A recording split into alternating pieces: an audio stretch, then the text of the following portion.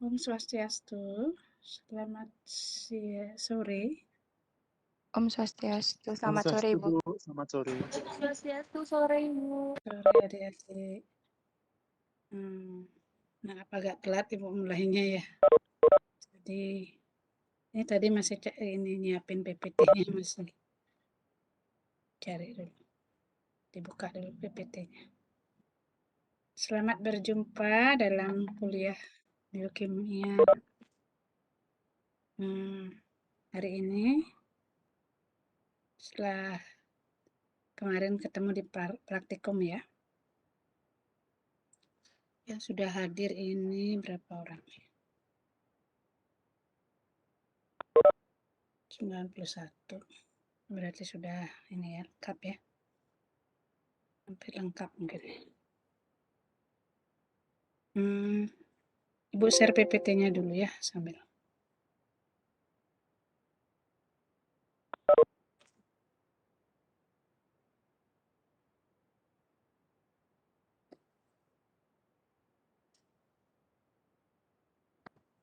Sebentar ya, Ibu cariin yang lebih update.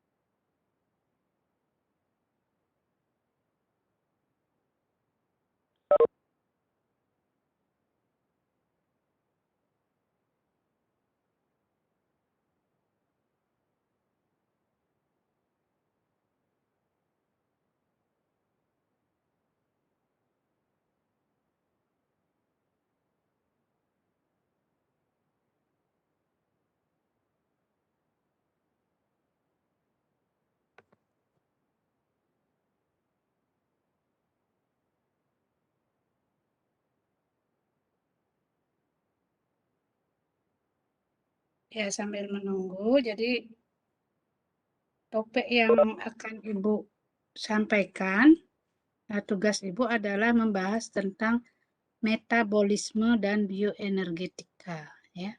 Jadi metabolisme adik-adik harus diingat-ingat lagi apa itu metabolisme. Sekarang sudah kuliah di farmasi akan diperdalam. Mungkin istilah metabolisme dapat di SMA di pelajaran biologi kali ya. Sekarang metabolisme ini dapatnya di biokimia. Coba diingat-ingat metabolismenya yang sudah pernah dapat di SMA.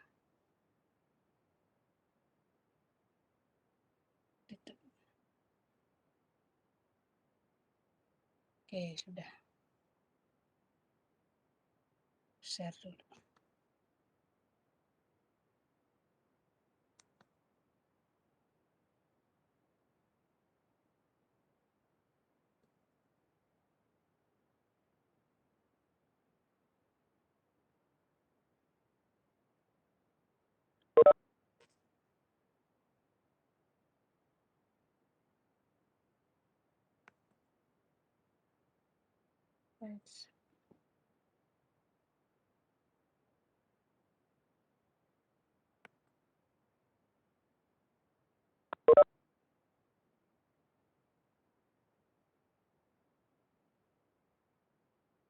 Ya.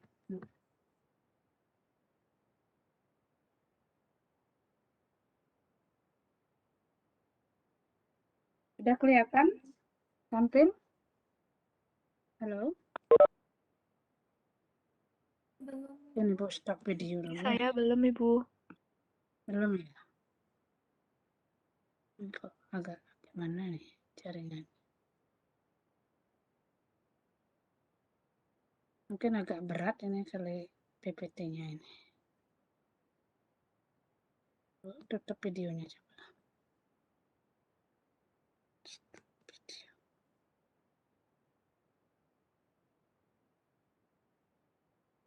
Sekarang udah tampil? PPT-nya? Masih belum, Ibu. Belum ya? Tuh, tak tutup dulu.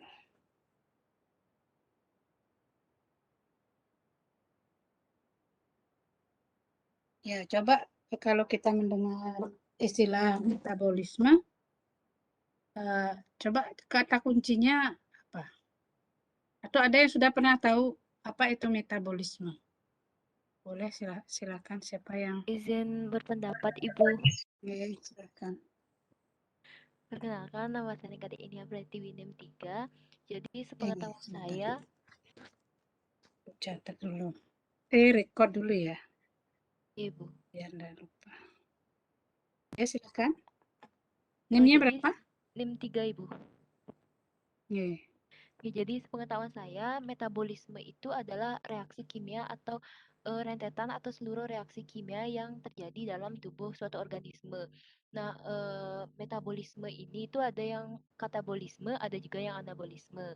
Kalau yang katabolisme itu penguraian senyawa kompleks menjadi senyawa yang lebih sederhana, dan katabolisme ini menghasilkan energi. Kalau anabolisme itu penyusunan kebalikan dari katabolisme, yaitu penyusunan senyawa sederhana menjadi senyawa yang lebih kompleks dan membutuhkan energi. Seperti itu, Bu. Terima kasih. Jadi yang disampaikan itu sudah benar, tapi perlu dilengkapi lagi ya.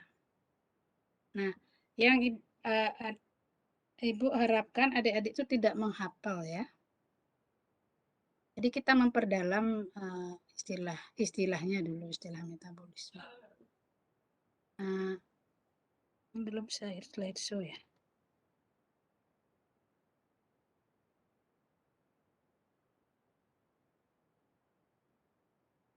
Apa sebenarnya kata kunci dari metabolisme itu kalau adik-adik ini lebih jauh? Ada yang mau berpendapat kata kuncinya apa kira-kira? Jadi mendengar metabolisme itu apa gitu. 2 kata boleh.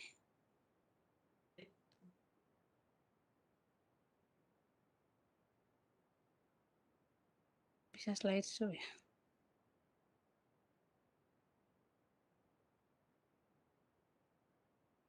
Sudah tampil ya PPT-nya Ibu? Sudah, Ibu. Sudah, Bu. Hah? Belum? Sudah. Namun belum slideshow. Sudah ya. Cuman belum slideshow ya. Nggak bisa.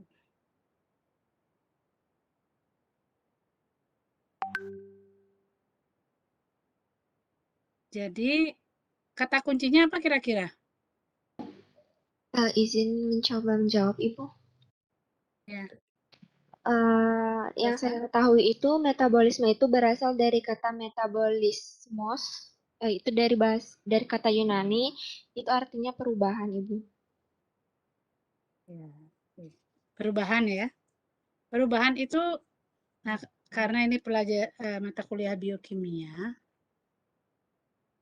jadi diarahkan ke kimia. Jadi kan perubahan pada makhluk hidup kan itu ya, karena konteksnya kan metabolisme terjadi pada makhluk hidup. Berarti perubahan apa?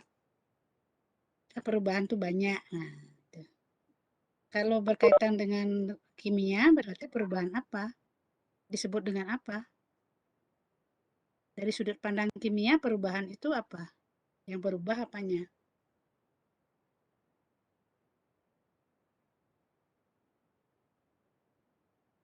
Perubahan kimia itu berarti kan kimianya yang berubah, jadi reaksi kimia ya. Jadi perubahannya itu kan terlalu umum. Yang berubah itu kalau ditilik lebih secara molekuler, yang berubah itu apa? Sesuatu yang menyebabkan perubahan secara kimia ya disebut reaksi kimia kan. Jadi kata kuncinya adalah reaksi kimia yang terjadi pada makhluk hidup ya. Itu kata kuncinya paling sederhana saja. Berarti memang metabolisme berarti reaksi kimia yang terjadi pada makhluk hidup. Tapi reaksi kimianya yang bagaimana? Lebih jauh lagi ya. Nah, kalau misalnya ada istilah metabolismenya terganggu, orangnya ini sakit gitu misalnya. Metabolismenya terganggu berarti apanya yang terganggu?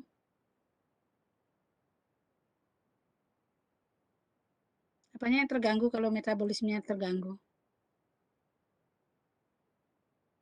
Reaksi kimia yang ada di dalam tubuh mungkin, Bu. Ya. Ya, jadi reaksi yang semestinya berjalan seperti ini ada yang terhambat atau tidak sesuai tujuannya itu ya. Berarti metabolismenya terganggu. Jadi coba belajar lebih ini lagi tentang metabolisme itu sehingga adik-adik itu tidak mendefinisikan metabolisme itu menghafal enggak gitu ya. Jadi buat kata-kata sendiri berdasarkan pemahaman adik-adik apa itu metabolisme. Kata kuncinya kan reaksi kimia pada makhluk hidup. Nah, itu ya. Jadi lebih dalam lagi. Sekarang adik-adik sudah dapat biokimia harus nambah daripada waktu SMA, ya. Reaksi kimianya yang bagaimana sih sebenarnya di dalam makhluk hidup itu? Kok disebut metabolisme? Gitu kan. Nah, ini. Kalau mau lebih jauh, misalnya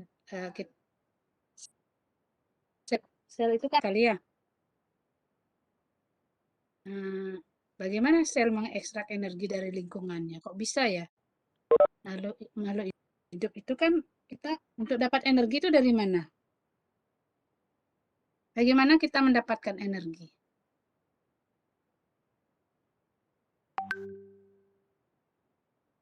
Kalau HP itu dengan dicas. Kalau kita gimana? Biar energi kita itu cukup.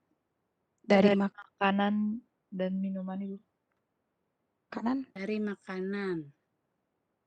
Nah, kenapa kok makanan itu bisa jadi energi gitu kan? Yang jelas kan memang kita dari lingkungan. Bagaimana sel mengekstrak energi dari lingkungannya itu ya dari makanan kalau manusia, hewan, tumbuhan dari itu kan. Tapi ada juga yang dari makhluk hidup secara umum tuh ada yang cuma misalnya dia tinggal di udara gitu kan. Dia kan kok bisa tumbuh di udara juga dia gitu misalnya. Jadi dari lingkungannya gitu, zat-zat yang berasal dari lingkungannya. Yang bisa ekstrak. Jadi dari apa yang ada di lingkungan itu dia ekstrak sehingga menjadi energi yang berguna bagi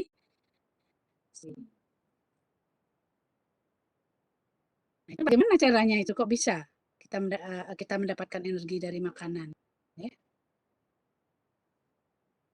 Terus bagaimana sel itu tubuh kita itu bisa mensintesa ini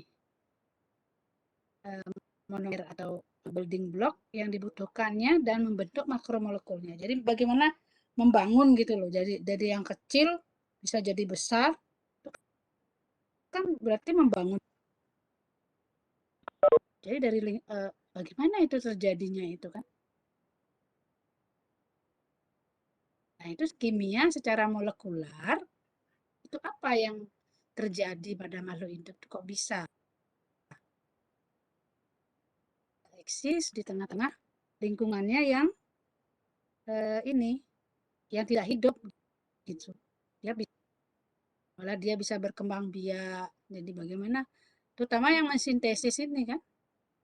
Jadi seolah-olah ada suatu proses, pasti ada suatu proses di dalam makhluk hidup itu. Di dalam proses kimianya itu bagaimana sekarang yang bisa menghasilkan seperti sedemikian proses yang sedemikian hebat ya. Padahal makhluk benda-benda lain tidak bisa seperti itu kan. Nah itu dijelaskan oleh apa? Dengan cara apa agar tercapai itu? Diekstrak dari lingkungan terus bisa membuat molekul tubuh kita. bisa selain membuat juga ya itulah jadinya tumbuh gitu ya. Jawabannya dengan cara melakukan proses ya. Prosesnya itu adalah disebut metabolisme. Jadi di sini prosesnya seperti apa sebenarnya metabolisme? Yaitu kalau lebih lengkap lagi metabolisme adalah suatu proses yang melibatkan serangkaian jaringan reaksi kimia yang sangat terintegrasi ya. Jadi reaksi kimianya itu jaringan gitu. Dan sangat terintegrasi. Terintegrasi artinya apa? Saling berhubungan satu sama lain. Jadi antara reaksi satu dengan reaksi lain itu integrated. Ya, integrated network of chemical reaction. Ya. Enggak bisa satu reaksi itu berjalan sendiri.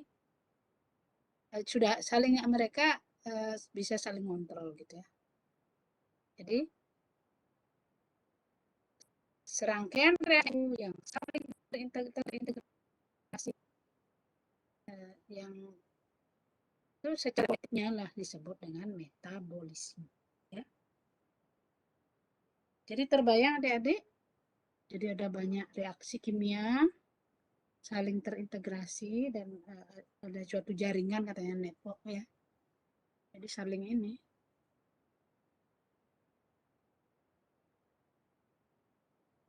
Jadi antar satu reaksi dengan reaksi lain itu ada saling berhubungan, keterhubungan ya.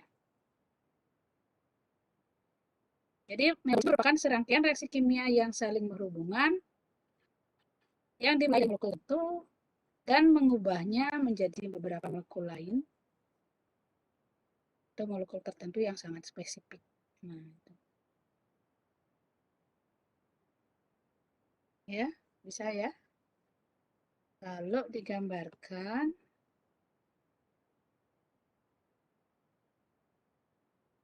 nggak bergerak nih. Aduh. Ini. Muter ya. Not responding.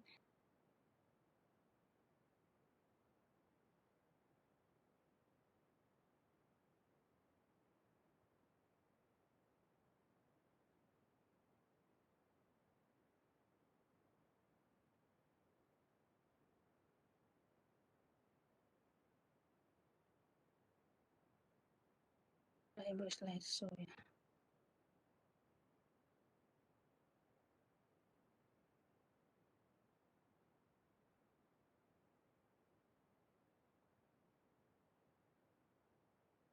Oh, begini.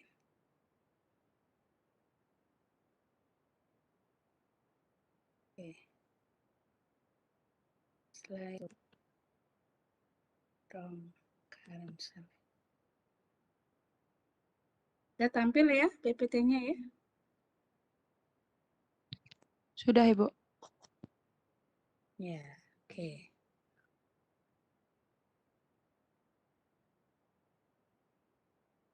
Nah, ini bisa adik-adik lihat? Ada suatu mirip seperti apa ini? Kayak rangkaian listrik gitu ya. Jaringan-jaringan gitu. Ya, ini adalah gambar apa? Ini gambaran seluruh metabolisme global, jadi keseluruhan yang terjadi. Dan makhluk hidup ini baik tumbuhan. Ini secara umum ini, ya. Jadi nanti itu ada bulat-bulat itu, yang lingkaran itu adalah siklus Krebs yang biru di bawah itu ya. Jadi ada jalur metabolisme. Jadi banyak jalur. Biar adik secara umum adik-adik ada tahu dulu. Tapi adik-adik jangan khawatir baru melihat seperti ini. Aduh, saya mau belajar detail kayak gini. Kayaknya nggak menarik apa enggak ini? Ya, inilah yang terjadi pada tubuh kita ya. Tapi kita melihatnya nanti secara umum. Artinya pola-polanya yang dilihat. Enggak adik-adik tidak akan menghafalkan gitu. Atau melihat yang rumitnya. Begitu memang proses tubuh kita kan memang kompleks sekali. Jadi sekian banyak reaksi terjadi ya. Tapi adik-adik kalau di bidang farmasi, metabolisme ini pemahamannya sangat penting. Karena sebenarnya obat, racun itu kan yang adik-adik pelajari. Kalau obat itu kan farmakologi ya. Kalau racun berarti apa? Ilmunya apa? Toksikologi, Bu. Toksikologi. Nah, itu bagaimana cara kerjanya obat sebenarnya? Secara umum. Dikaitkan dengan metabolisme.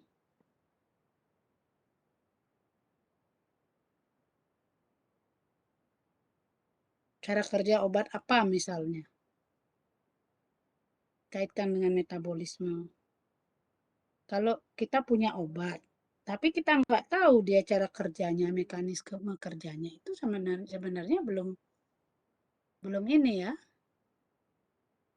belum pemahamannya belum mendasar, artinya belum valid ininya, meyakinkan cara obat itu misalnya cuma kebetulan aja, oh bisa mengobati ini, tapi seandainya mekanismenya belum dipahami itu belum mendasar berarti risetnya ya. Jadi kalau cara kerja obat tuh sampai dipahami secara mendasar, sampai molekularnya itu dipahami, karena obat itu sendiri kan molekul kan. Gimana dia cara kerjanya kok bisa menyembuhkan? Pasti harus dikaitkan dengan metabolisme. Ada yang bisa menjawab cara kerja obat?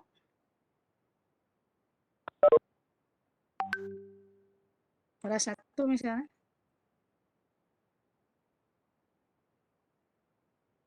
Yo, biar adik-adik lebih dekat dengan farmasi. Atau racun bisa ya? Nah, itu. Jadi biasanya obat maupun racun itu bekerjanya adalah dengan on atau off, meng-on-kan atau meng-off-kan jalur metabolisme tertentu. Itu jawabannya ya.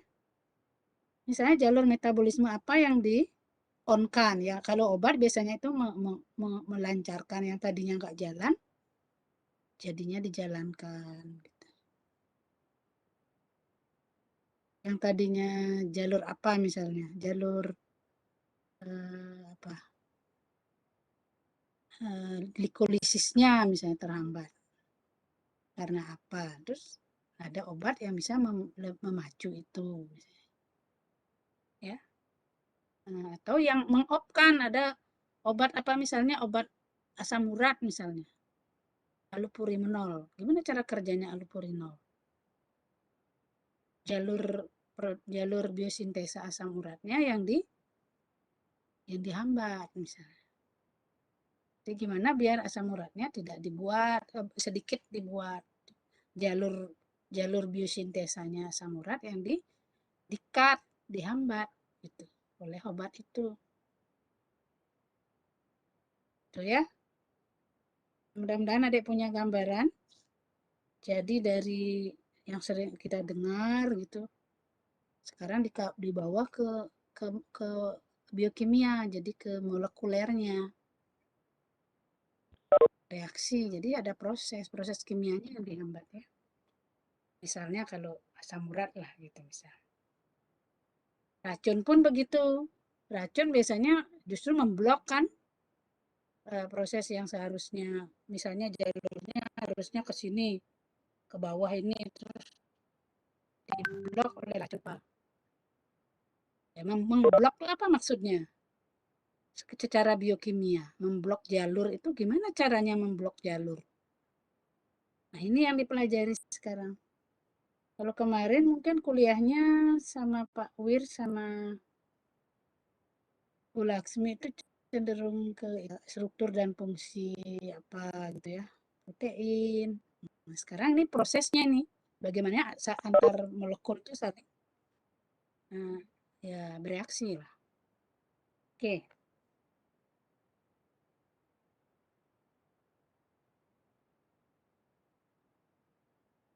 Nah, tadi itu gambar yang tadi agak rumit itu lebih disederhanakan seperti ini. Ini, jadi ini adalah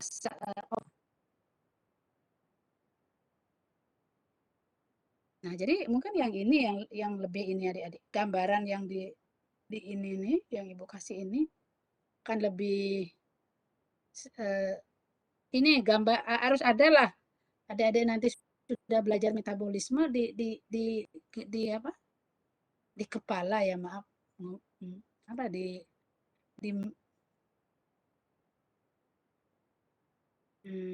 mind in your mind gitu ya.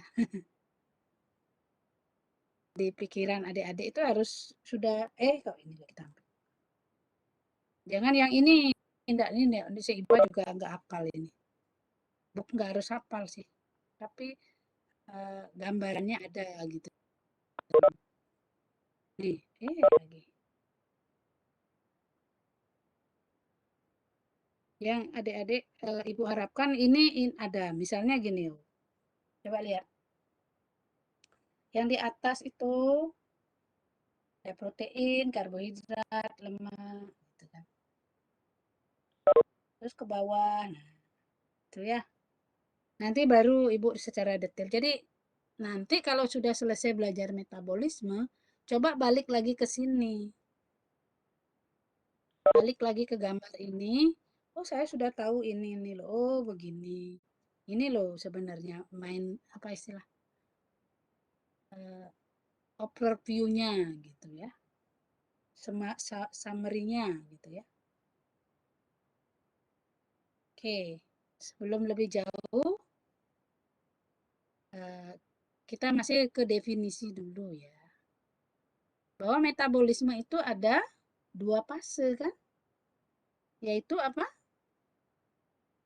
Metabolisme itu ada 2 fase, yaitu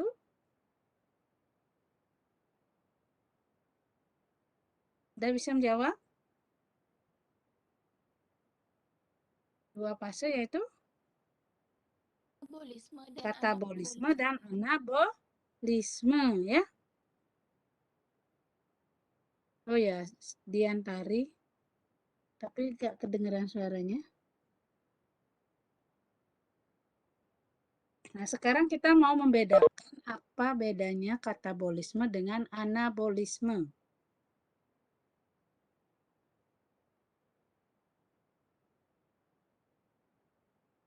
Ya. Coba adik-adik mulai ingat-ingat apa sih bedanya anabolisme dengan katabolisme. Nah, kita bisa membandingkan untuk membedakan itu sebaiknya kita membandingkan aja. Dari segi apa gitu ya. Jadi anabolisme. Izin menjawab, Ibu. Ada. Izin menjawab. Oh iya. Sorry. Silakan siapa? Diantari, suaranya kok masuk. NIM-nya nomor? Oh, ini 51 siapa nih? NIM 51 Yaya Nasri, Ibu. Ya, silakan. Baik, mungkin Ya, sedikit nanti saya. yang 24 silakan. Baik, Ya, Ibu, terima silakan. kasih atas kesempatan. Mungkin sedikit saja yang saya paham dari Bedanya metabolisme. Iya, Ibu, yang saya paham dari anabolisme dan silakan. katabolisme itu, untuk anabolisme itu prosesnya tidak membutuhkan oksigen, akan tetapi dia itu menggunakan energi yang energinya itu cukup besar. Nah, tetapi kalau katabolisme itu prosesnya membutuhkan oksigen dan dia tuh melepaskan energi, jadi menghasilkan energi seperti itu. Terima kasih.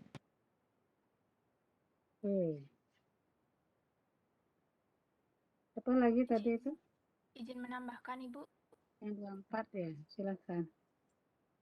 Suara saya terdengar jelas, Ibu?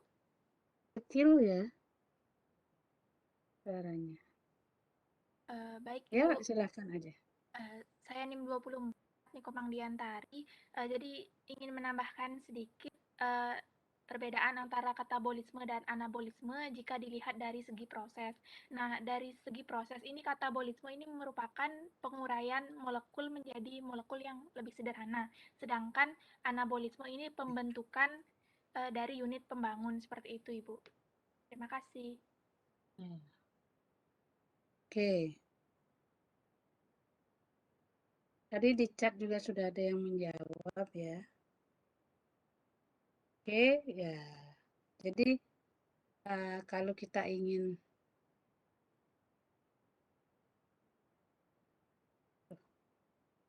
mana ya? Membandingkan antara katabolisme dengan anabolisme, kita lebih baik melihat dari beberapa segi. Apanya yang dibandingkan misalnya? Kalau dari segi prosesnya bagaimana? Tadi udah ada tampil tuh. Nah, ini. Jadi secara umum dapat kita bandingkan proses-proses katabolisme dengan anabolisme. Dari segi prosesnya, aduh, kok ini yang tampil?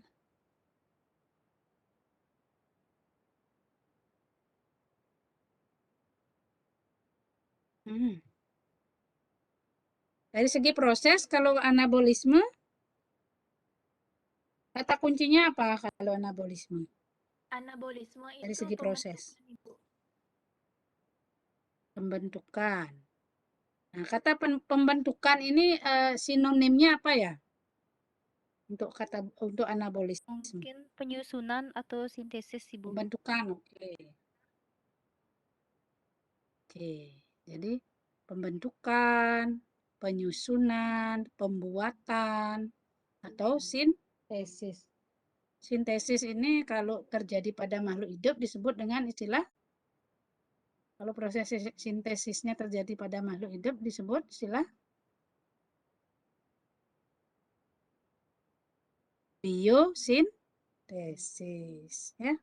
Jadi biosintesis. Jadi nanti kalau ada anabolisme asam lemak gitu berarti jalur anabolisme asam lemak berarti apa? Istilah lainnya? Jalur pembentukan. Ya, itu siapa itu? Suaranya Biosintesis asam bergaung. lemak, Ibu. Asam lemak, Ibu. Ya, jalur biosintesis asam lemak itu anabolisme asam lemak. Sekarang kalau jadi membuat asam lemak sekarang jalur katabolisme asam lemak berarti prosesnya apa kalau katabolisme? Kata kuncinya. Penguraian, Ibu. Dari segi Perombakan, proses Ibu. loh. Perombakan, penguraian sama ya. Ada lagi istilah lain untuk perombakan, penguraian. Ada yang tahu? Pemecahan, Ibu. Pemecahan boleh. Ada lagi? Katalisis, Ibu.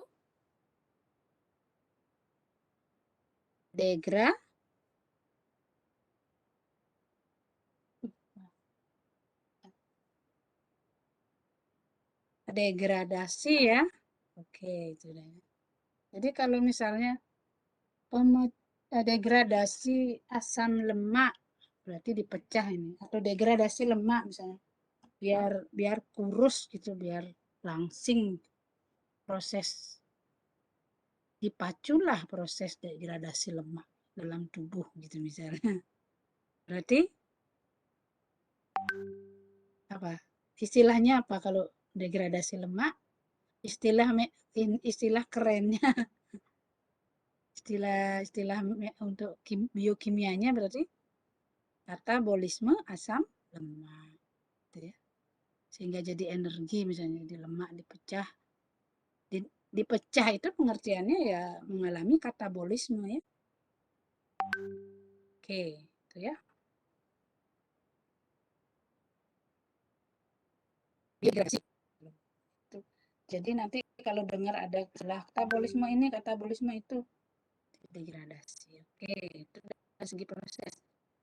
Dari segi energi juga punya perbedaan ya. Kalau katabolisme itu bagaimana kuncinya? Terjadi melepas. Jadi katabolisme lepas energi. Jadi dihasilkan energi dalam bentuk ATP.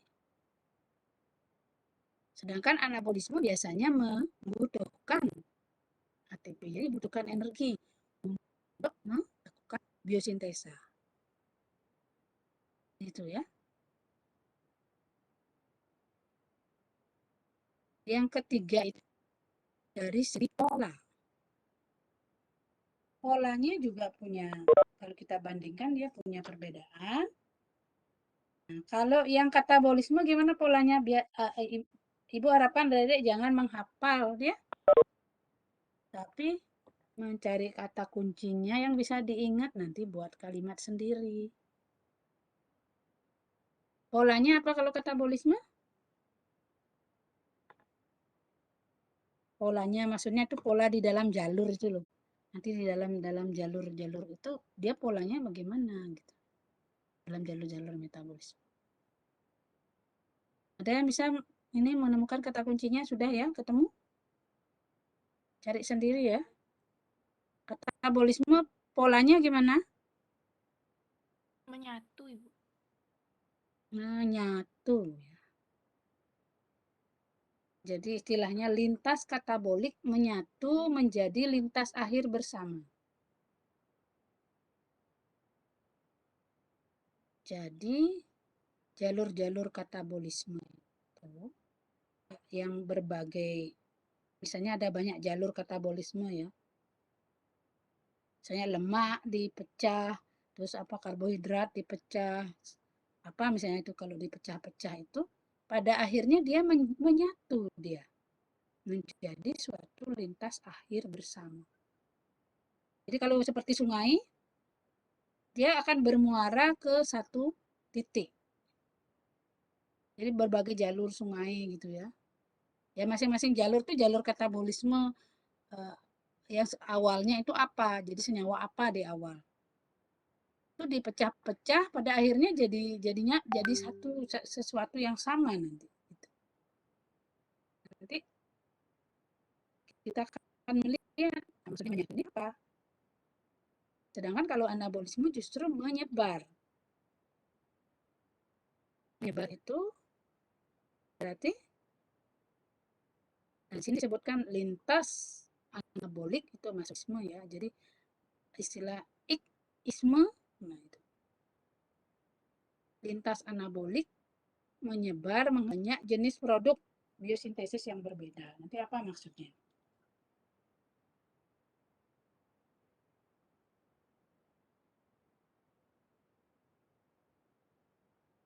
Jadi menyatu, ini menyebar. Kalau menyatu itu apa? Istilahnya apa? Ini bisa dilihat seperti ini. Gambarannya biar lebih jelas ya. Berarti apa? Yang mana anabolisme, mana katabolisme kira-kira ini? Yang sebelah kiri itu anabolisme apa katabolisme?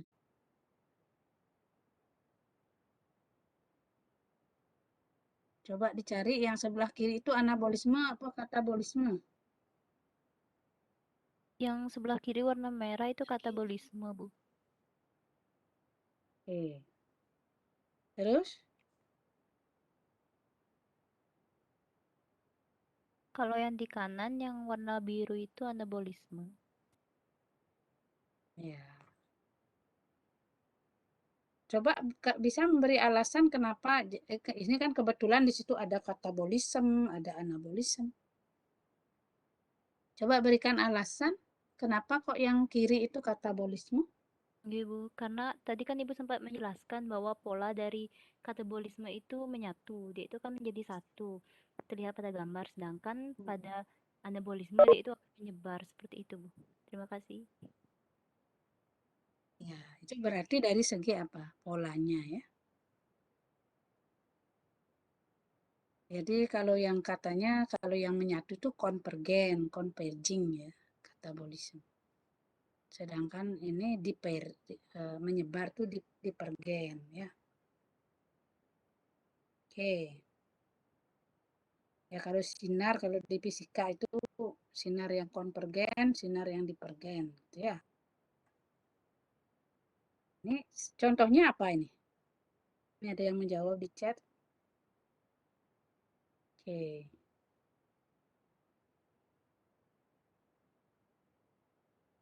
Ya. Silahkan boleh menjawab di chat. Apa?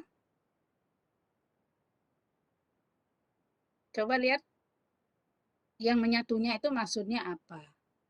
Contohnya apa misalnya? Jadi berbagai jenis senyawa yang didegradasi itu setelah mengalami degradasi beberapa tahap degradasi pada akhirnya menjadi nyatu. Apa yang maksudnya nyatu? Menyatu artinya membentuk suatu senyawa antara yang bersifat umum, ya, yaitu asetil-CoA, ya, asetil koenzim A. Jadi berbagai macam senyawa itu didegradasi menjadi beberapa tahap, ya, misalnya jadi apa dulu. Pada akhirnya itu menjadi suatu senyawa antara yang bersifat umum, ya, yaitu asetil-CoA, ya. Jadi asetil-CoA ini banget, ya, sentral ya. Berbagai senyawa didegradasi akhirnya jadi dia. Nah, itulah senyawa antara yang bersifat umum yaitu asetil-CoA. Nah, piruvat juga di sini sebelum asetil-CoA ada piruvat, cuma di sini untuk mempermudah penggambaran asetil-CoA aja dijadikan contoh. Tapi nanti sebelum atau asam piruvat ini juga senyawa antara yang agak bersifat umum juga, ya. Tapi asetil-CoA yang paling ini. Jadi dari berbagai sudut gitu ya. Akhirnya jadi Oke. Tapi memang nanti tergantung kebutuhan sel juga. Tidak harus nanti semuanya menuju ke asetil-CoA. Kalau nanti ada pengatur ya. Nah, itu. Kemudian kalau siapa namanya? Siapa namanya? Kalau anabolisme bagaimana? Dia katanya menyebar. Apa maksudnya menyebar?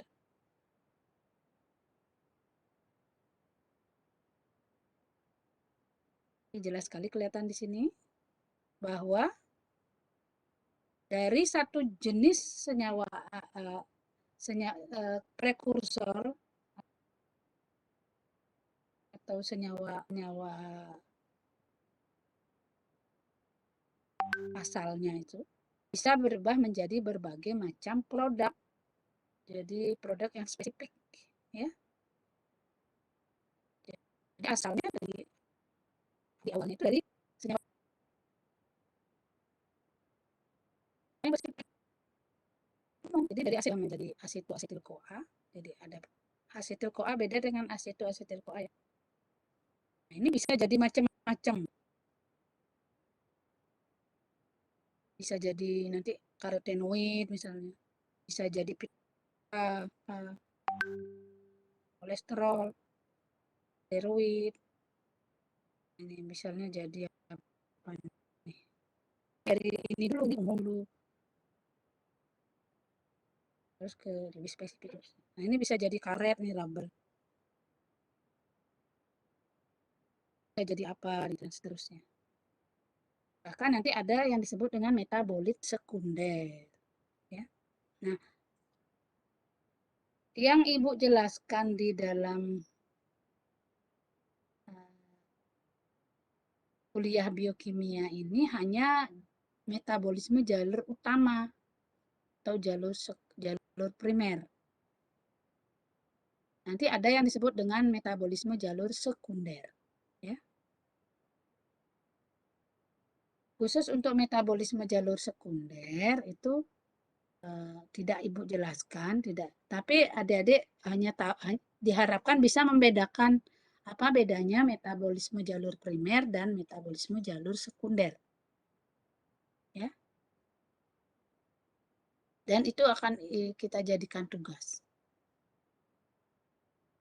Jadi ingat kuliah biokimianya hanya fokus di metabolisme jalur primer. Jadi ini jalur primer. Misalnya ini. Yang jalur primer itu yang tadi itu. Ini jalur primer ini.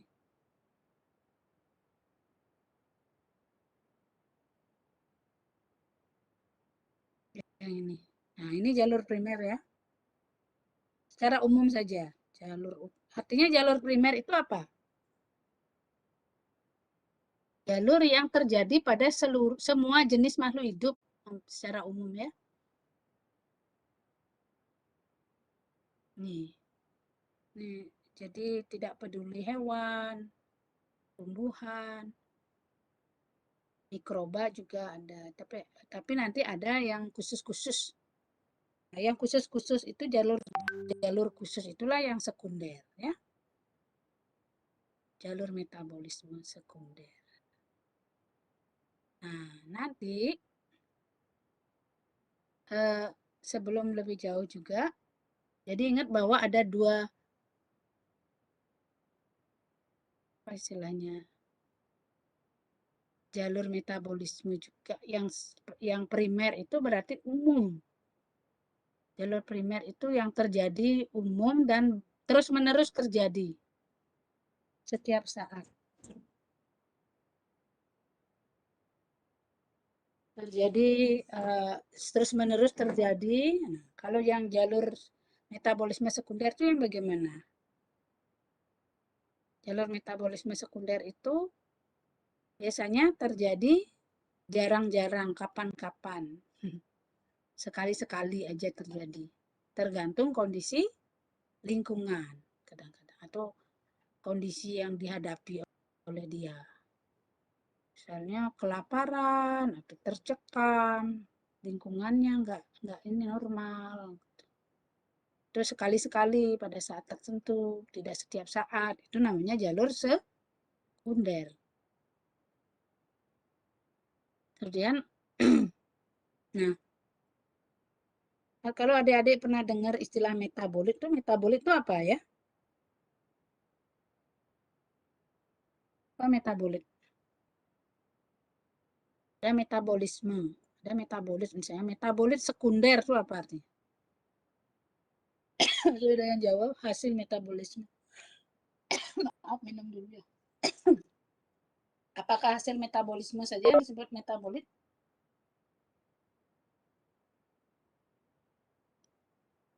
Hasil dari metabolisme.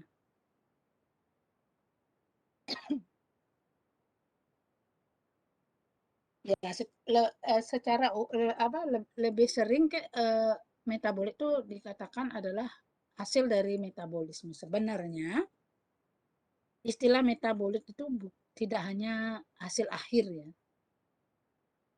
Ada yang menyatakan bahwa metabolit itu adalah semua senyawa yang terlibat dalam metabolisme itu disebut metabolit. Bukan hanya produk akhir aja. Ya, metabolit itu tidak hanya hasil saja sebenarnya. Tapi lebih sering di masyarakat atau untuk menggampangkan itu produknya aja dibilang metabolit. Itu ya. Kemudian ada istilah metabolum. Pernah dengar istilah metabolum? Metabolum. Karena kan ada istilah genom kan? Genom itu bahasa Inggrisnya sih kalau di Indonesia kan genom, tapi bahasa Inggrisnya kan genome. Genom. Kalau genom itu sekumpulan gen kan?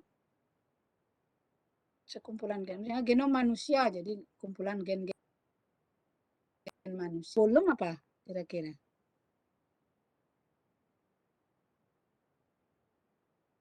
Metabolum. Jadi nanti adik-adik akan ini. Saya bisa menjawab atau pernah dengar? Metabolome. Tulisannya metabolome bahasa Inggrisnya. Metabolum adalah itu siapa? Sekilas aja terlihat karena ibu ini.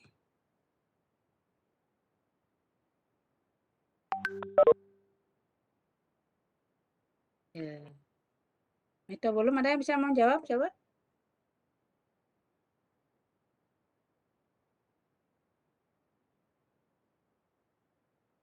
Metabolum adalah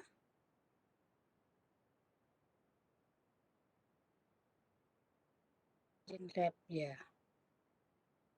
Sekumpulan, jadi sekumpulan metabolit ya. Jadi kumpulan metabolit, sekumpulan metabolit dari suatu makhluk hidup, suatu organisme tertentu pada kondisi tertentu itu disebut dengan metabolum.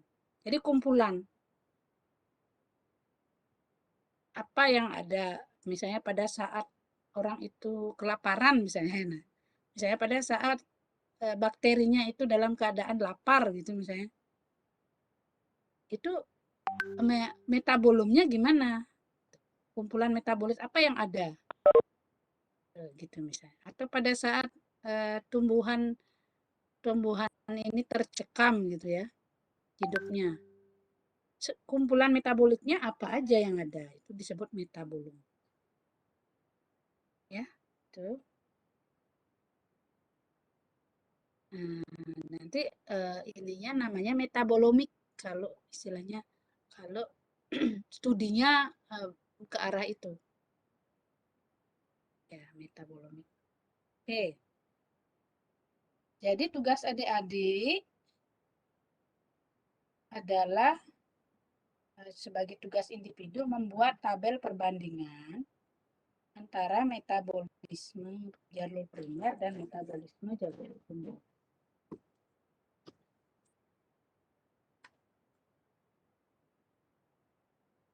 Apa sih bedanya jalur primer dengan jalur sekunder atau metabolisme primer dan itu dibandingkan dari berbagai segi ya, dan itu dibuat, boleh adik-adik buat dalam bentuk tabel seperti tadi itu, coba dibanding-bandingkan.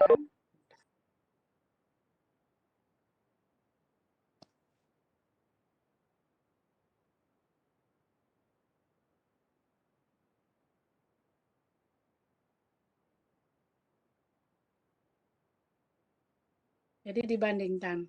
Ada pertanyaan untuk tugasnya? Semakin banyak adik-adik membandingkan, semakin banyak segi yang dibandingkan, itu semakin banyak nilainya ya. Jadi coba bandingkan dari berbagai segi, dan boleh dari berbagai cari referensinya, silakan. Ya, apa yang membedakan antara metabolisme primer dan metabolisme sekunder? Dikumpul minggu depan ya. Nah, itu ditulis tangan, kirim ke email ini. Silakan. Cukup jelas tugasnya?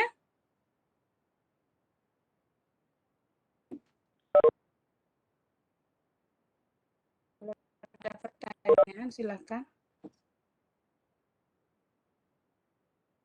Ada pertanyaan untuk tugasnya cukup jelas? Oke. Izin bertanya, Bu. Iya, silakan. Untuk formatnya nanti PDF nggak, Bu? Iya, PDF. Ditulis tangan ya, boleh PDF ya.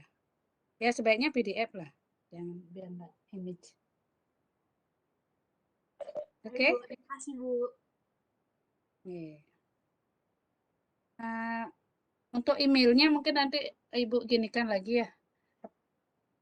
Atau kalau mau ya Ibu pinginnya sih dikumpul ke kormanya boleh ya. Gimana ya? Tapi nanti. Soalnya ini apa? Banyak email Ibu jadinya penuh kadang.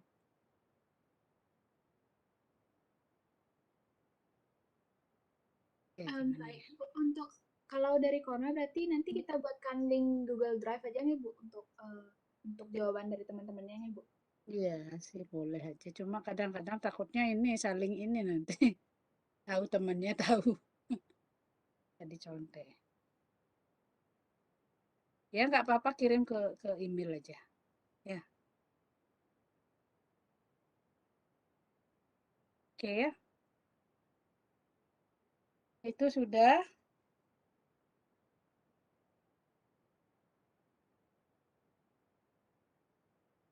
Nah, khusus untuk jalur katabolisme,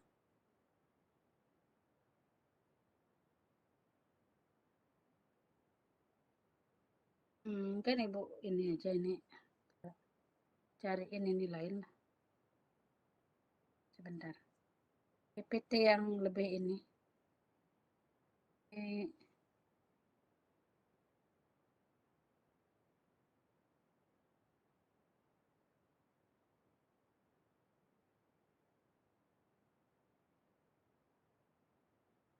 Caranya keluar.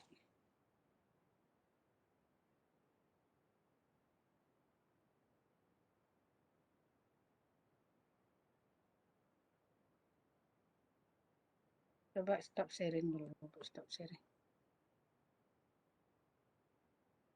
Ibu carikan PPT yang lebih ini biar bahasa Indonesia lebih mudah dipahami.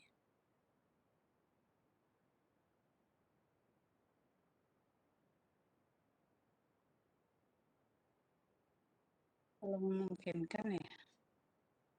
Susah juga ini di stop sharing.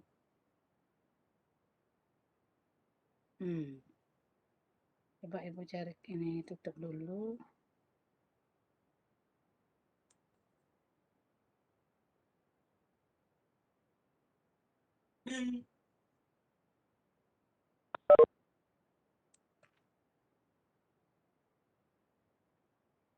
Nah, not responding lagi.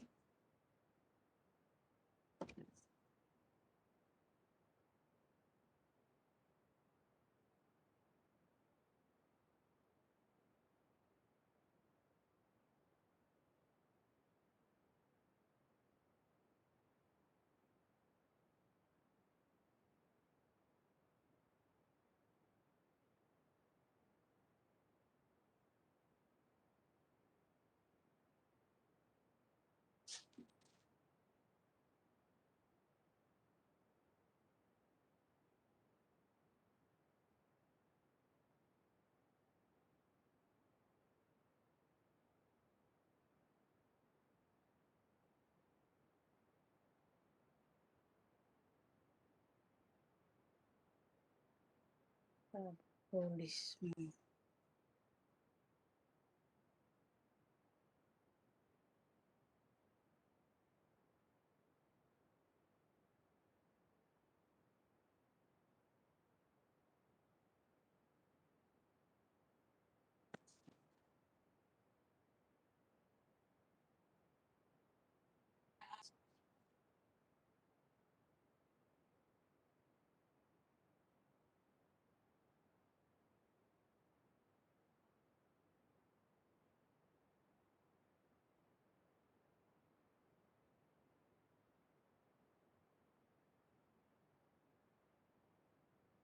Lihat.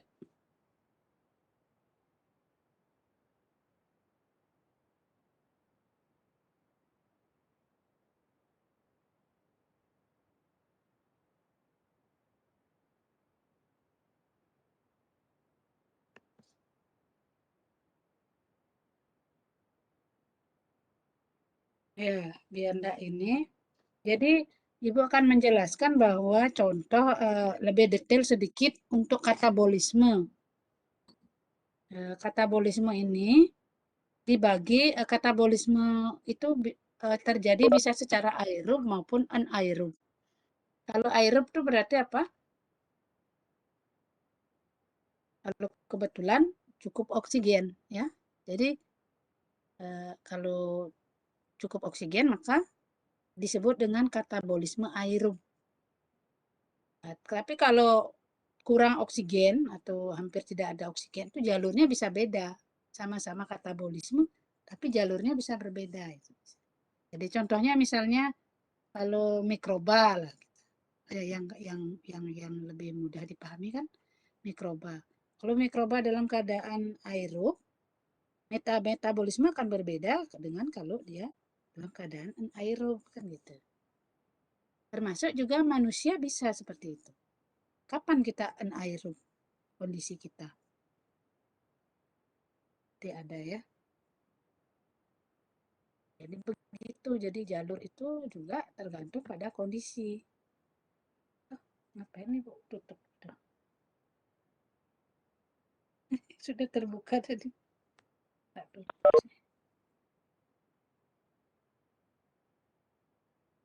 Jadi katabolisme aerob itu maksudnya perombakan pada saat ada oksigen. Ini Ibu akan menjelaskan tahap-tahapnya secara umum, ya.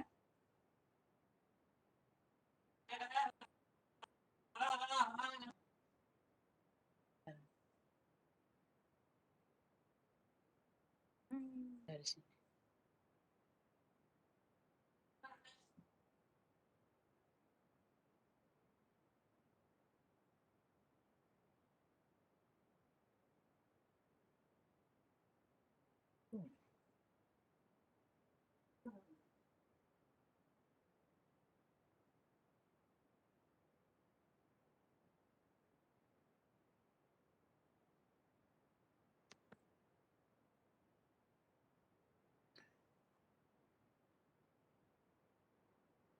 PPT-nya kok.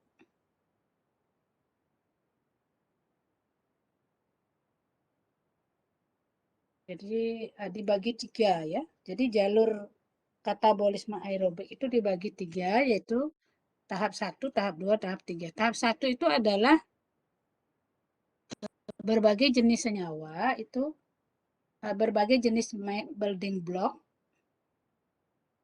didegradasi akhirnya menjadi monomernya.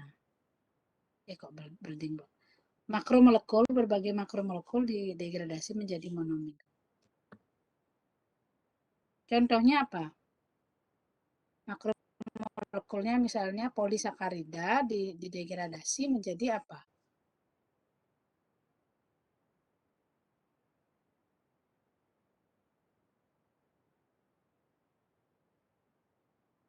Nah, ini misalnya.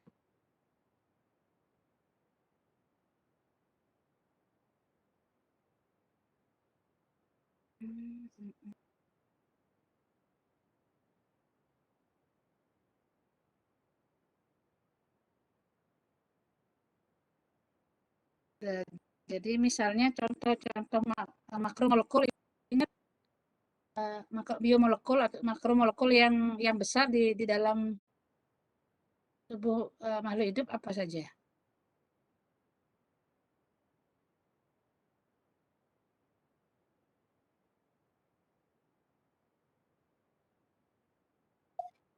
Yang poli-poli itu loh. Polimer itu ya.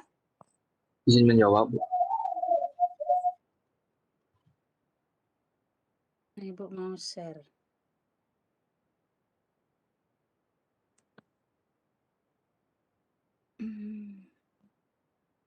Share.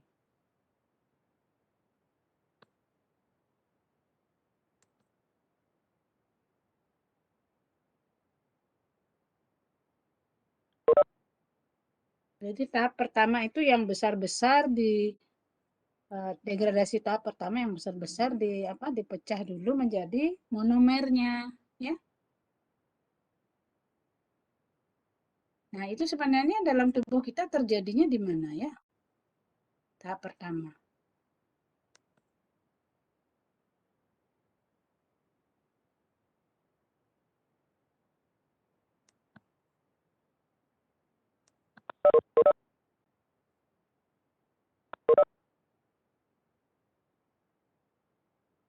Slideshow.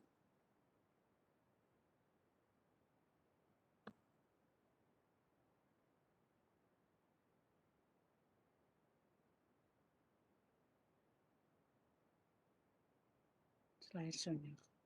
Sekali.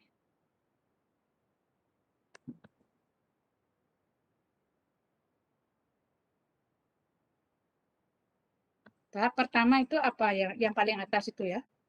Jadi protein dipecah jadi asam amino. Asam nukleat dipecah jadi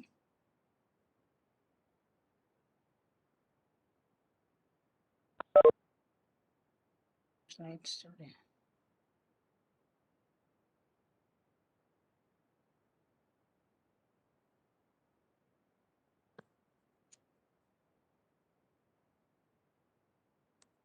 Slideshow nggak mau ya. Tahap pertama makromolekul dipecah menjadi monomer-monomernya. Jadi protein menjadi asam amino, asam nukleat menjadi Mohon maaf, Ibu. nukleotida, polisakarida menjadi monosakarida. Ya, udah tampil ya?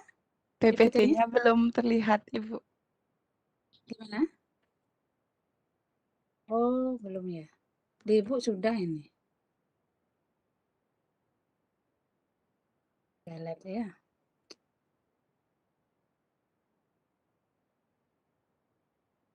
Nah, degradasi tahap pertama itu, jalur pertama ini, katabolis jalur pertama, jadi dari monomer, dari polimer jadi monomer, itu sebenarnya terjadi di mana ya? Sambil menunggu.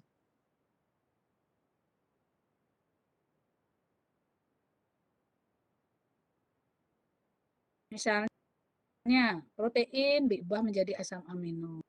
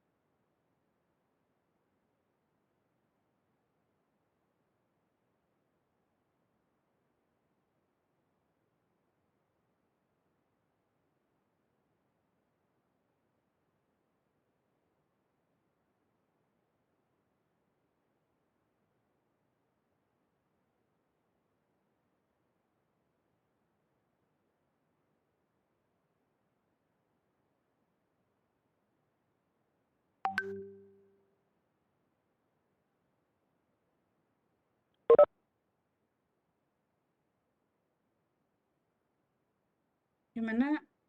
Share PPT.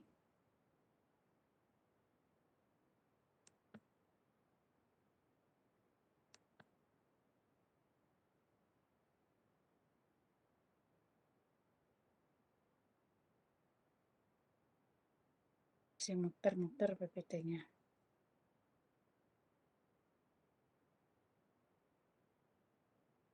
Oke. Saya muter-muter.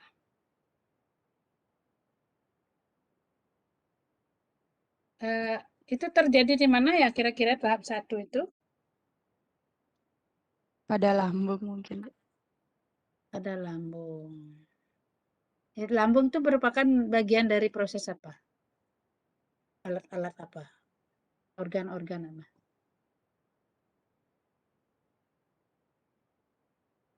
Organ? Pencernaan, Bu. Ibu. Organ pencernaan. Oke.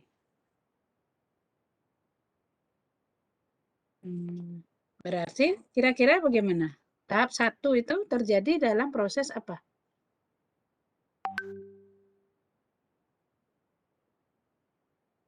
Kalau kita makan itu apa yang terjadi?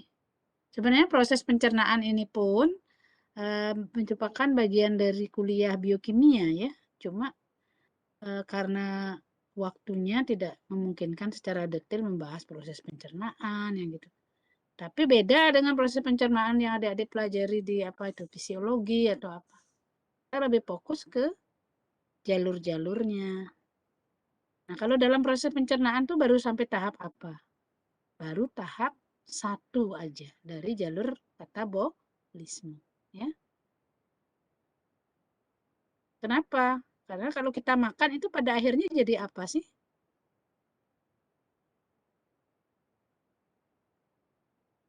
Sebelum batas akhir dari proses pencernaan itu yang beredar ke seluruh tubuh itu nantinya apa?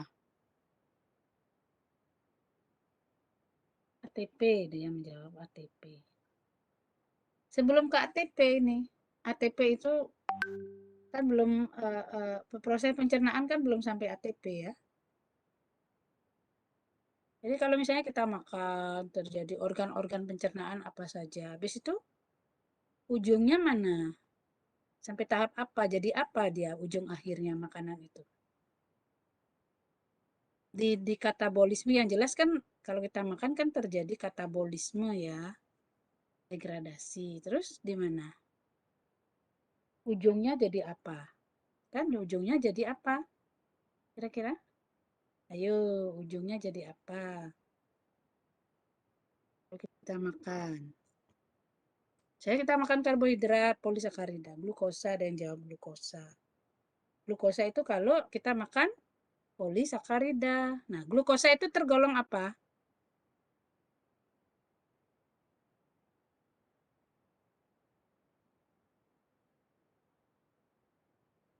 Karbohidrat, ada yang jawab karbohidrat. Glukosa itu monosakarida ya. Jadi bedain ya. Monosakarida. Terus kalau kita makan protein, kalau sudah dicerna akhirnya jadi apa?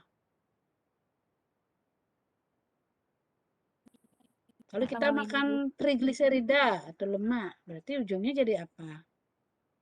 Yang bilang nutrisi. Oke, asam amino, asam lemak. Ya.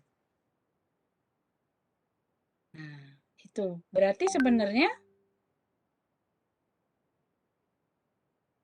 kita makan itu untuk mendapatkan nutrisi gitu. Yang disebut dengan nutrisi itu yang mana? Ya. Pas sudah sampai ATP, belum. Belum sampai ATP ya. Yang kita makan itu adalah kalau dalam proses pencernaan loh Ibu saya sampaikan sampai organ pencernaan terakhir apa?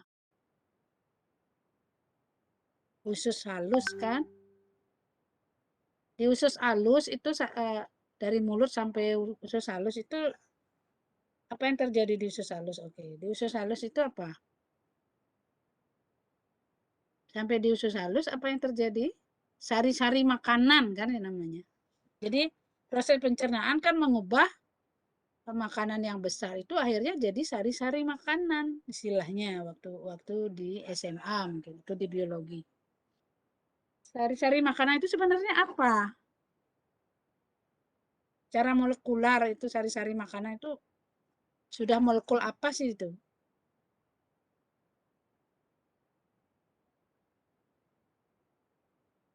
Monomer benar. Jadi sudah jadi monomer atau building block istilahnya. Building block itu namanya monomer. Jadi nanti ada mungkin adik-adik baca di buku-buku biokimia, ada di e-book gitu ya. Itu monomer itu disebut dengan building block ya. Biar adik-adik nyambung nanti baca e-book yang biokimia nanti apa gitu. Ya ini asam amino, nukleotida. Jadi kalau protein monomernya ya sama amino. Asam nukleotida, asam nukleat itu kan polinukleotida. Jadi monomernya nukleotida, polisakarida, monosakarida. Kalau lipida apa monomernya? Building blocknya dari lipida apa? Gliserol dan asam lemak kan? Meskipun lipida itu bukan polimer, tapi penyusunnya apa kan? Gliserol dan asam lemak. Itu diingat ya. Nah, jadi pada saat proses pencernaan cuma sampai di sini aja. Setelah itu apa yang terjadi kalau sudah terjadi proses pencernaan? Sampai di usus halus apa yang terjadi? Ingat bahwa sari-sari makanan, inilah yang disebut sari-sari makanan, yaitu monomer-monomer itu akan diserap oleh pilih-pilih usus halus itu. Akhirnya menuju ke darah ya. Nanti di darah itulah dialirkan sari-sari makanan ini ke seluruh tubuh. Sehingga yang ada di darah itu adalah sari-sari makanan. Sari-sari makanan itu maksudnya adalah ini. Jadi kalau adik sering dengar nanti di masyarakat atau apa, istilah yang umum itu sari-sari makanan ya ini, monomer-monomer ini ya. Inilah yang ada di darah nanti, diedarkan ke seluruh tubuh.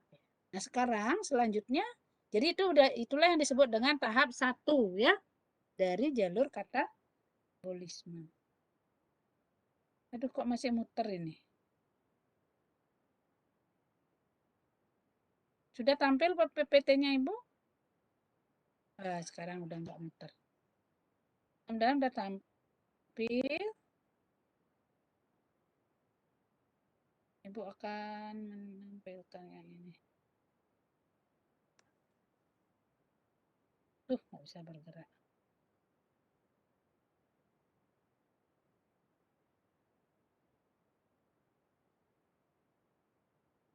Tiga tahap katabolisme.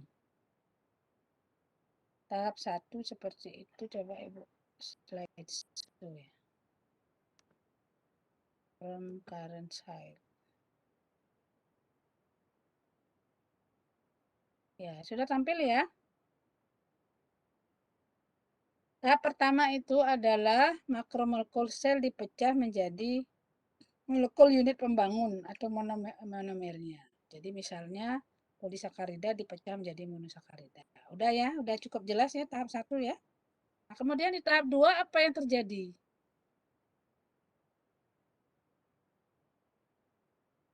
Di tahap 2 apa? Jadi berbagai produk dari tahap 1 dikumpulkan dan diuraikan menjadi produk yang bersifat umum. Nah, disinilah mulai menyatu dia. Oh, tadi kan belum menyatu ya. Di tahap 2 ini mulai terjadi penyatuan. Jadi berbagai produk dari tahap 1 dikumpulkan dan diuraikan menjadi produk yang bersifat umum. Yaitu apa? Produk bersifat umum ini adalah suatu senyawa antara, yaitu asetil-CoA dan pirupat. Ya. Jadi kalau sini ada nggak gambarnya? Oh ini. Stage 1. Stage 1 itu yaitu tahap 1 yaitu tadi. Fat jadi fatty acid and glycerol, saccharide, glucose dan other sugars.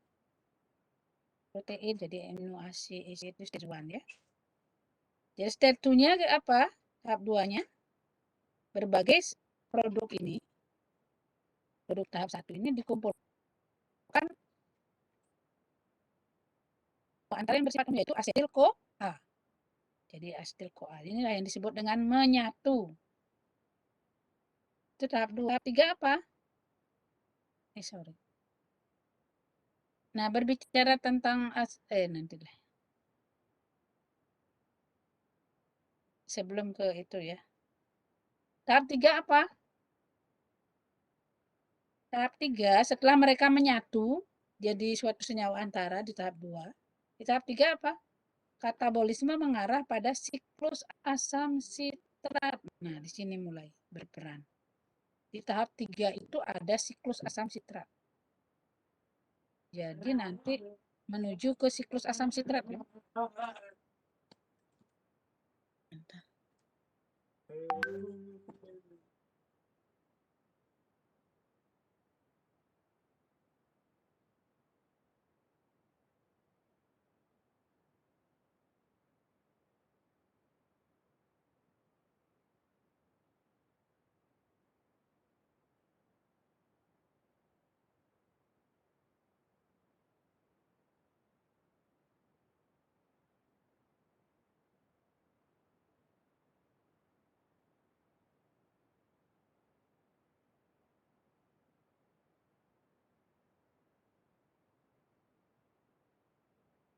Maaf, Ibu lanjutkan lagi.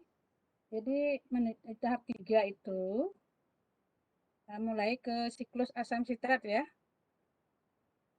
Nah, di siklus asam sitrat di tahap 3 ini katabolisme mengarah pada siklus asam sitrat dengan pembentukan hanya 3 macam produk akhir. Jadi ini tahap 3 ini kan tahap akhir. Jadi pada akhirnya semuanya itu harus menjadi ini. CO2, O, amonia, dan satu lagi ada nih oksigen, ini enggak diperlihatkan. Jadi O2. Jadi nanti karena didegradasi ya, akhirnya harus jadi ini. Jadi CO2, H2O, amonia, dan oksigen. Kan sudah dipecah jadi ya bisa dibilang molekul-molekul sangat kecil ya. Jadi di dalam tahap 3 ini, gugus asetil dari asetil-CoA, jadi asetil-CoA itu bagian gugus asetilnya, diberikan masuk ke dalam, artinya diberikan masuk ke dalam siklus asam sitrat yang merupakan lintas akhir yang bersifat umum yang dilalui oleh nutrien. Jadi lintas akhir yang bersifat umum yang dilalui oleh nutrien penghasil energi. Akhirnya terjadi proses fosforilasi oksidatif ya, yang merupakan proses pembentukan ATP akibat transfer elektron ya ini ya. Jadi ada dua tahap yang terjadi di dalam tahap ketiga ini, yaitu siklus asam sitrat dan fosforilasi oksidatif ya. Secara detailnya nanti kita mempelajari. Jadi di sini di stage 3 itu ada asetil-CoA itu masuk ke dalam siklus Krebs atau siklus asam sitrat.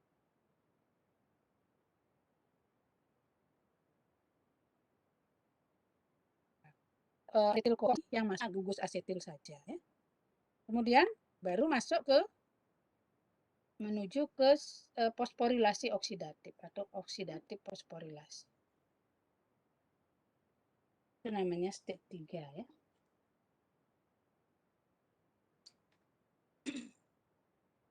Sebelum lebih jauh, jadi karena dari tadi kita sering dengar istilah asetil-CoA. Sebenarnya asetil-CoA itu apa? Bagaimana sih? Kok ya minimal adik-adik meskipun enggak hafal ya, tapi asetil-CoA itu senyawa yang paling sering terdengar dalam istilah metabolisme, karena dia merupakan senyawa antara yang bersifat umum, harus tahulah strukturnya paling enggak secara umum gitu ya. Ini diperlihatkan seperti ini. Jadi kalau struktur asetil-CoA berarti yang mana gugus asetilnya? Ada gambaran seperti ini. Ada yang tahu? Gugus asetil itu yang warna apa?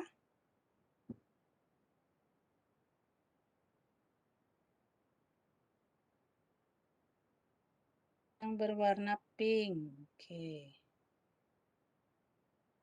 Benar ya. Jadi yang berwarna pink ini adalah asetil-CoA. Kok asetil-CoA? Yang berwarna pink adalah gugus asetil.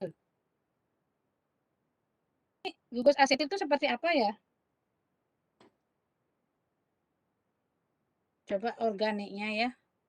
Jadi sebenarnya di sini ada C ya. Kalau di biokimia, bedanya dengan kimia organik, tidak semua C ditampilkan. Ini namanya struktur apa? Struktur apa ya? Struktur Fischer atau apa? Jadi C-nya nggak digambarkan karena terlalu rumit nanti. Jadi ini CO, karbonil dan yang di sebelahnya metil itu disebut dengan asetil ya. Nah, jadi di sebelahnya ini ada S. Nah, yang besar, yang panjang ini apa sebenarnya ini? Ini ada kayak struktur-struktur DNA gitu, apa struktur-struktur apa nukleotida kan ini ada fosfat.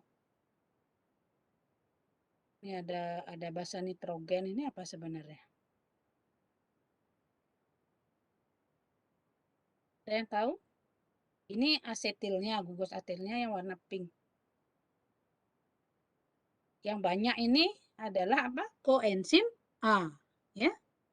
Jadi koenzim A-nya ini yang besar ini yang banyak ini.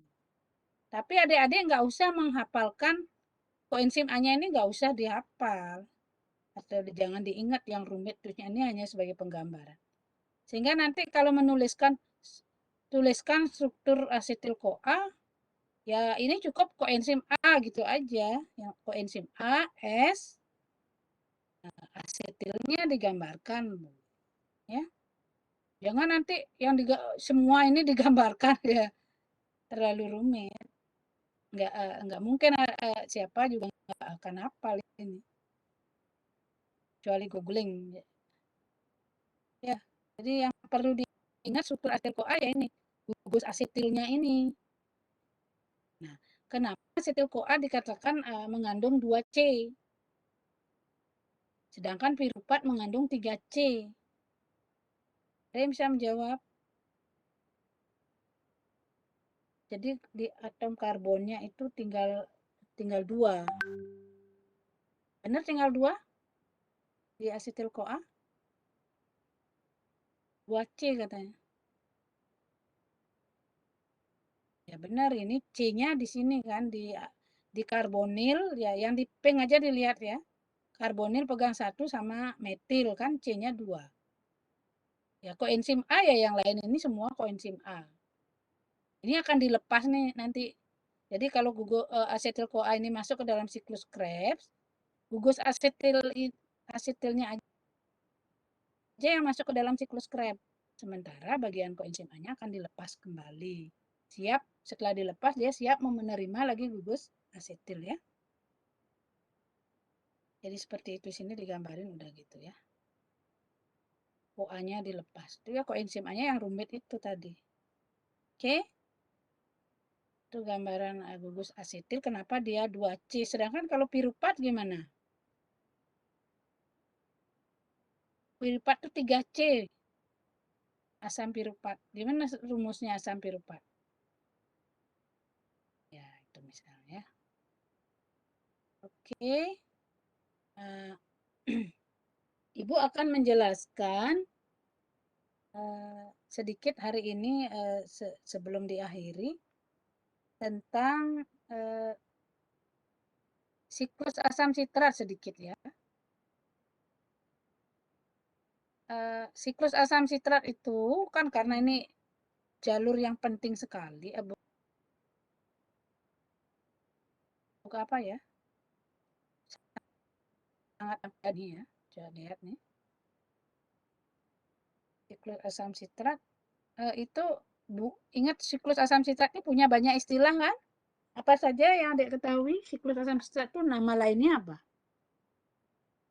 Ada yang tahu? Nama lain dari siklus asam sitrat? Siklus Krebs. Bu. Siklus Krebs. Oke. Kenapa disebut siklus Krebs? Penemunya adalah Mr. Krebs. Tapi beda dengan Mr. Krebs. Krebs di itu ya. Di SpongeBob kan ada Mr. Krab. Beda ya. Mr. apa siklus Krab. Nama lainnya lagi apa? Siklus asam sitrat, siklus Krab, dan nama lain? Ada yang tahu lagi?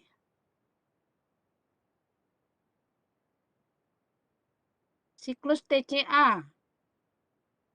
Ya bisa dicatat nama lainnya siklus TCA. Nanti suatu saat ketemu jalur-jalur ini terus nyebut-nyebut siklus TCA itu ya siklus Krab. Apa kepanjangan TCA? Tricarboxylic acid. Ya. Tricarboxylic acid. Atau bahasa Indonesianya apa? Tricarboxylic acid. Asam trikarboksilat. Ya.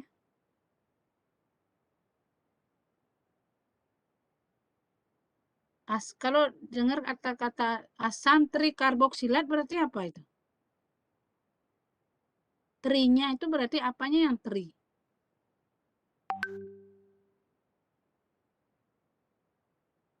Jadi minimal yang begini-begini adik-adik apal gitu lah. Enggak harus adik-adik nanti apal siklus asam sitrat, enggak gitu. Jadi belajar metabolisme enggak begitu. Karena enggak akan, nah sekarang kan apa-apa bisa di googling.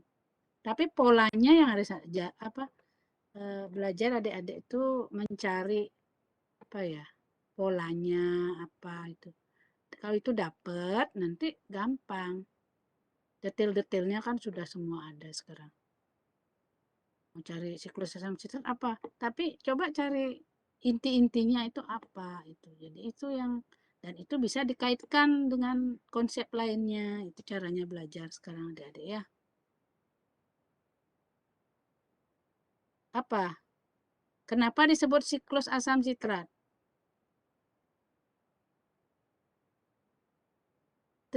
Asam trikarboksilat itu berarti apa? Kalau trikarboksilat, trinya itu apa kira-kira? Kalau asam karboksilnya punya gugus apa? Gugus karboksil kan? Jadi kalau asam trikarboksilat berarti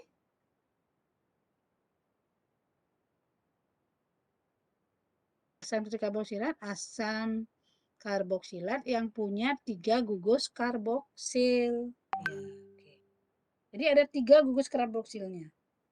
Dan itu adalah, contohnya adalah yang termasuk asam trikarboksilat, apa sih contohnya? Asam sitrat. Jadi asam sitrat itu adalah sebenarnya adalah asam trikarboksilat. Coba googling strukturnya asam sitrat. Coba googling. Pasti ada 3 gugus, ada 3 C. Jadi mirip, jadi 3 C, masing-masing C-nya itu memegang karboksil. Jadi gampang mengingat. Tapi ada OH sedikit, ada 1 OH. Asam trikarboksil, asam sitrat. Nah, asam sitrat ini adalah tahap pertama dari hasil pembentuk penggabungan antara siapa? Asetil-CoA dengan ini. Jadi tahap 1 dari siklus asam sitrat itu adalah asam sitrat, makanya disebut dengan siklus asam sitrat. Jadi biar adik-adik ini ya. Mohon maaf Bu. Nah, tentang Mohon maaf menyela Bu, untuk waktunya sudah siklus habis. asam sitrat ini secara detail, apa sih itu? Ya? Oh ya, waktunya sudah habis ya. Oke. Nanti akan kemungkinan mestinya ada yang dapat tugas kelompok sitrat ya. Secara detail, oke. Untuk yang berikutnya, karena waktu sudah habis, kita lanjut minggu depan ya. Oke. Oke, udah lewat 3 menit. Oke. Jadi kita lanjutkan minggu depan ya. Terima kasih atas perhatian adik-adik. Kita lanjut minggu depan. Stop sharing dulu. Terima kasih. Terima kasih Bu. Selamat sore. Selamat sore. Salam sehat Bu. Selamat Hari Raya Galungan Kuningan juga. Oh iya. Sampai Minggu depan udah ini ya. Libur.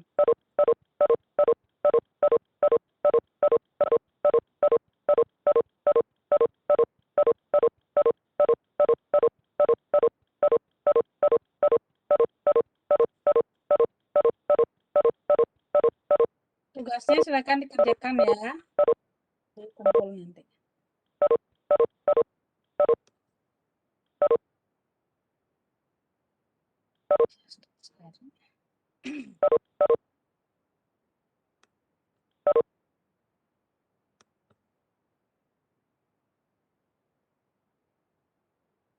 Kodenya